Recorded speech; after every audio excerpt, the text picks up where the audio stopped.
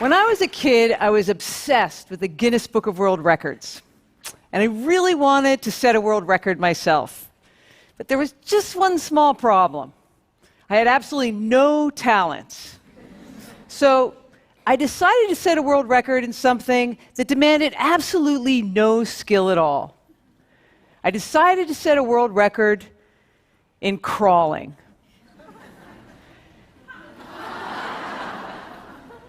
Now, the record at the time was 12 and a half miles. And for some reason, this seemed totally manageable. I recruited my friend Anne, and together we decided we didn't even need to train. And on the day of our record attempt, we put furniture pads on the outside of our good luck jeans, and we set off. And right away, we were in trouble. Because the denim was against our skin, and it began to chafe. And soon our knees were being chewed up. Hours in, it began to rain. Then, Anne dropped out. Then, it got dark. Now, by now, my knees were bleeding through my jeans, and I was hallucinating from the cold and the pain and the monotony. And to give you an idea of the sufferfest that I was undergoing, the first lap around the high school track took 10 minutes. The last lap took almost 30. After 12 hours of crawling, I stopped, and I had gone 8.5 miles. So I was short of the 12.5-mile record. Now, for many years, I thought this was a story of abject failure. But today, I see it differently. Because when I was attempting the world record, I was doing three things. I was getting outside my comfort zone, I was calling upon my resilience, and I was finding confidence in myself and my own decisions. I didn't know it then, but those are not the attributes of failure. Those are the attributes of bravery. Now, in 1989, at the age of 26, I became a San Francisco firefighter. And I was the 15th woman in a department of 1,500 men.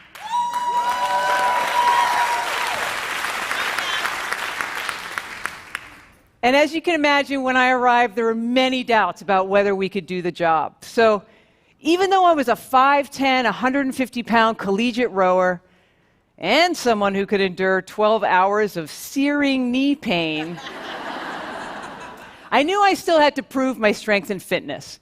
So one day a call came in for a fire, and sure enough, when my engine crew pulled up, there was black smoke billowing from a building off an alleyway.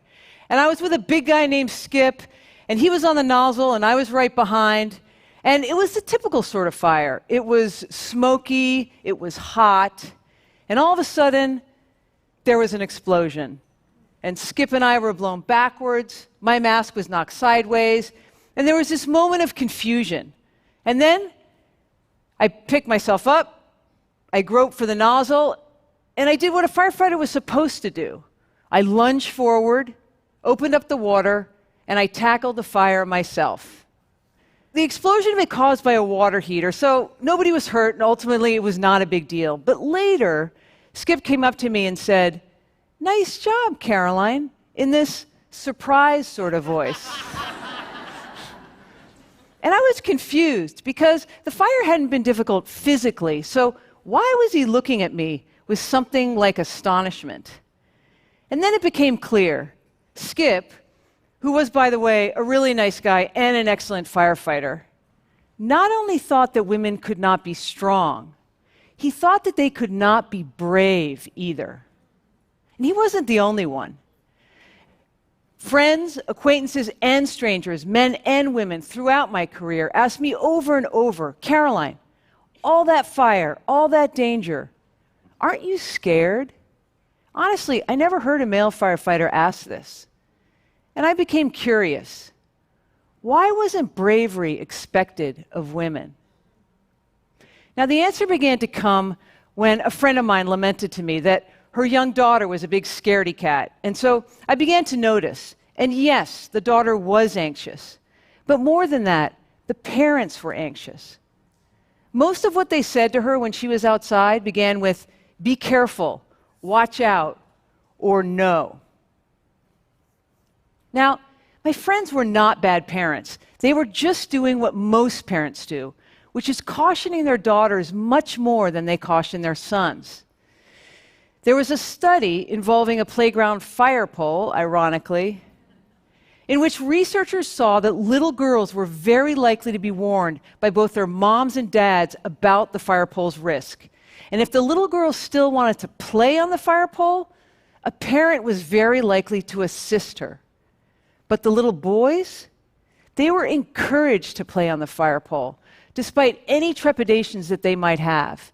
And often the parents offered guidance on how to use it on their own. So, what message does this send to both boys and girls? Well, that girls are fragile and more in need of help, and that boys can and should master difficult tasks by themselves.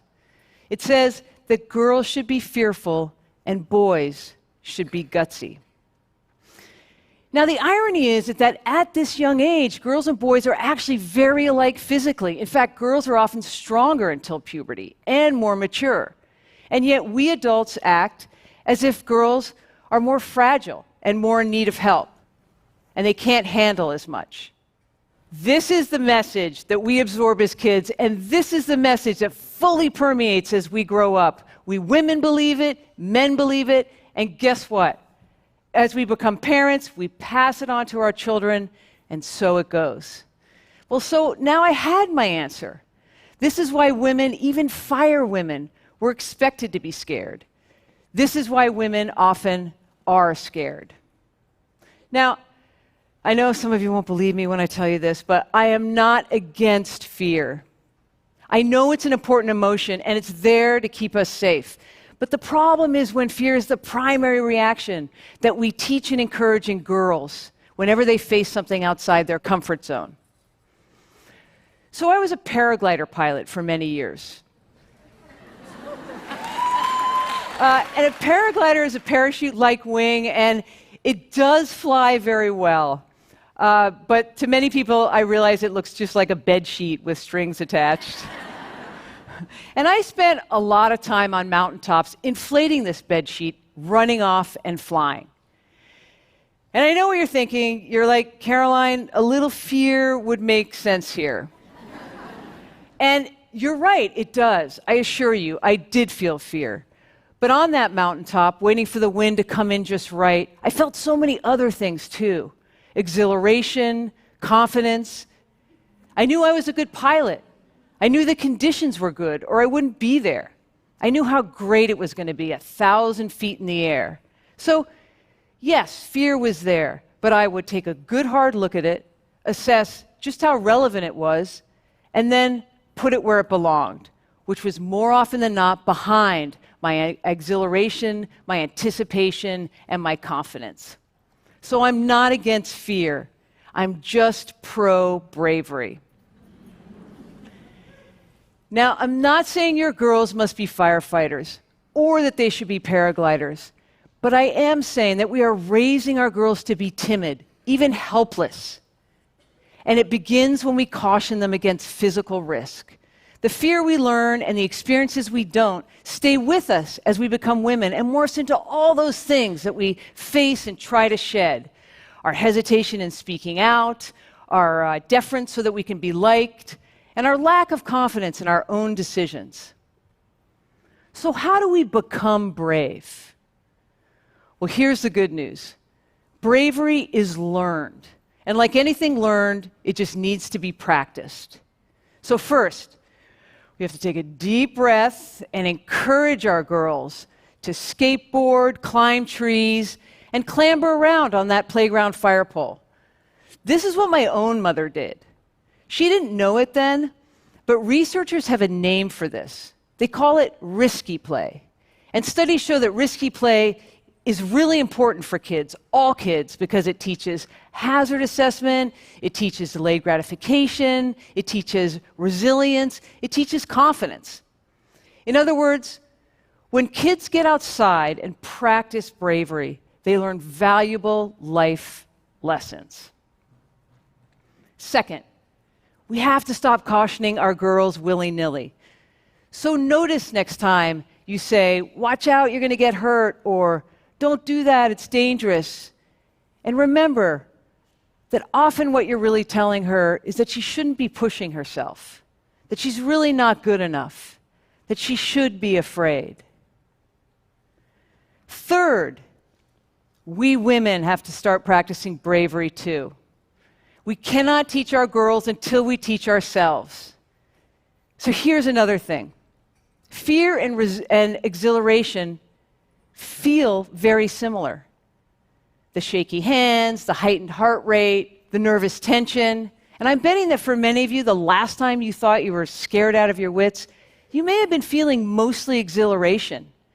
And now you've missed an opportunity. So practice. And while girls should be getting outside to learn to be gutsy, I get that adults don't want to get on hoverboards or climb trees. So you guys we all should be practicing at home, in the office, and even right here, getting up the guts to talk to someone that you really admire. Finally, when your girl is, let's say, on her bike on the top of a steep hill that she insists she's too scared to go down, guide her to access her bravery. Ultimately, maybe that hill really is too steep, but she'll come to that conclusion through courage, not fear. Because this is not about the steep hill in front of her. This is about the life ahead of her, and that she has the tools to handle and assess all the dangers that we cannot protect her from, all the challenges that we won't be there to guide her through, everything that our girls here and around the world face in their future. So, by the way, the world record for crawling today is 35.18 miles. And I would really love to see a girl go break that.